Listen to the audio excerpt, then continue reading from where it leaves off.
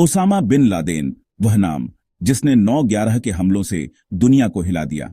Al Qaeda का सरगना, जिसे पकड़ना अमेरिका का सबसे बड़ा मिशन बन गया। सालों तक वह छिपता रहा, लेकिन 2011 में एक रात अंधेरे में अमेरिकी नेवी सील्स ने पाकिस्तान के एक छोटे से शहर में छिपे इस आतंकी को ढूंढ निकाला। यह कोई साधारण ऑपरेशन नहीं था।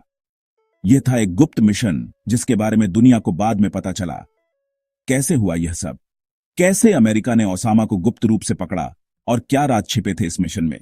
आइए ऑपरेशन नेपच्यून स्पीयर की इस रोमांचक और रहस्यमयी कहानी में गोता लगाएं। ओसामा बिन लादेन का आतंक 1990 के दशक में शुरू हुआ।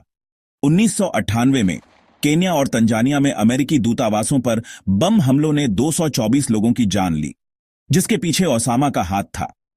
2001 में 9/11 के हमलों ने न्यूयॉर्क के वर्ल्ड ट्रेड सेंटर और पेंटागन को निशाना बनाया, जिसमें करीब 3000 लोग मारे गए।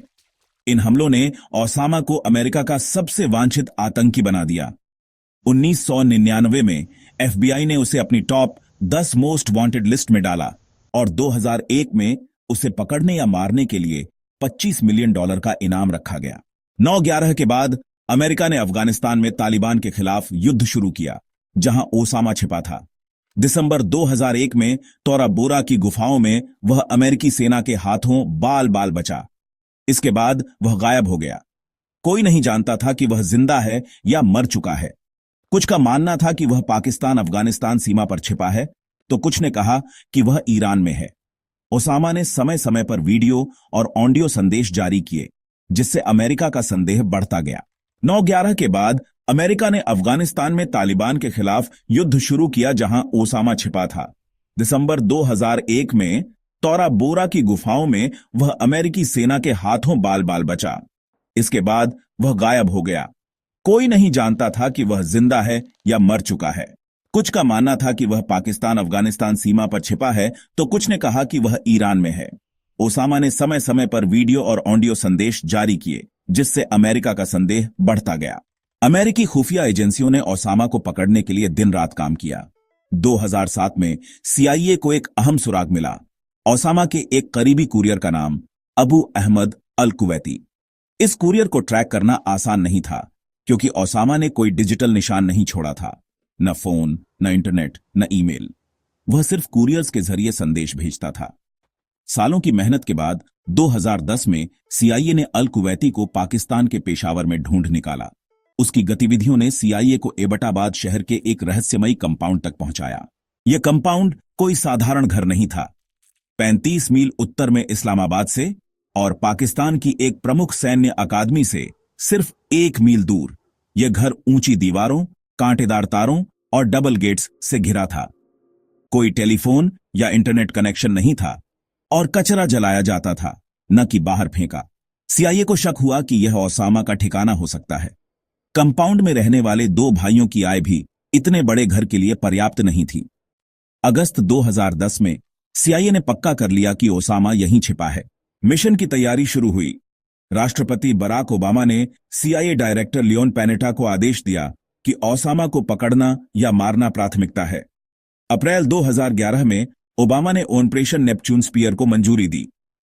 इस मिशन के लिए नेवी सील्स की रेड स्क्वाड्रन को चुना गया, जो हाल ही में अफगानिस्तान से लौटी थी। उन्होंने नॉर्थ कैरोलिना में कंपाउंड की एक सटीक नकली प्रतिकृति पर हफ्तों तक प्रशिक्षण लिया। मिशन को गुप्त रखने के लिए पाकिस्तान को कुछ नहीं बताया गया।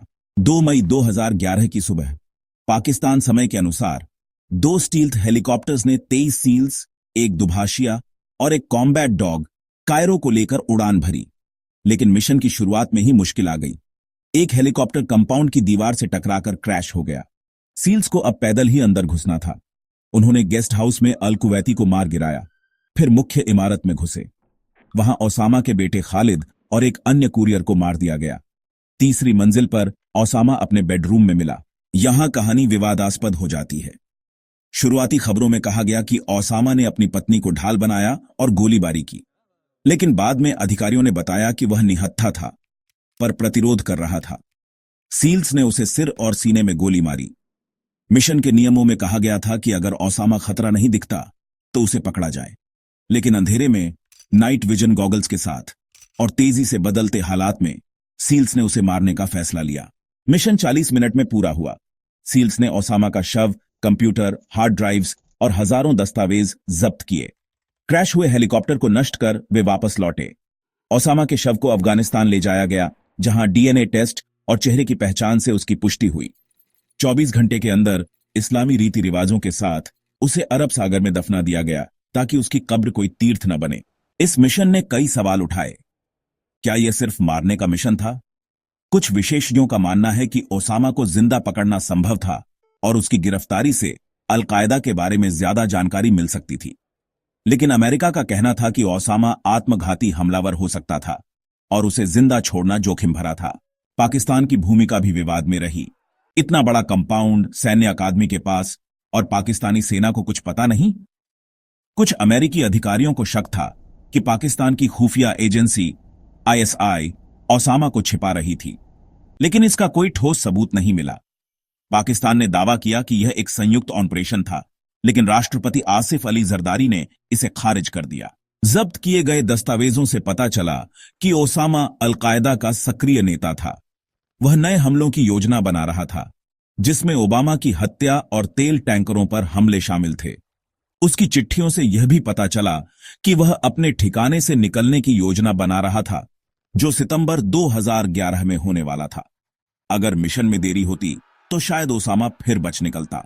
इस मिशन की सफलता सीआईए, एनएसए और नेवी सील्स की मेहनत का नतीजा थी।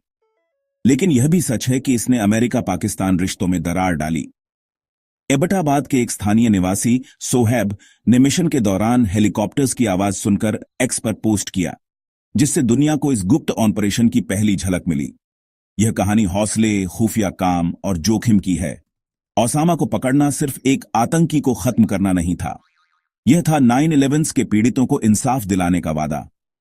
लेकिन क्या यह मिशन पूरी तरह पारदर्शी था या कुछ राज अभी भी दबे हैं?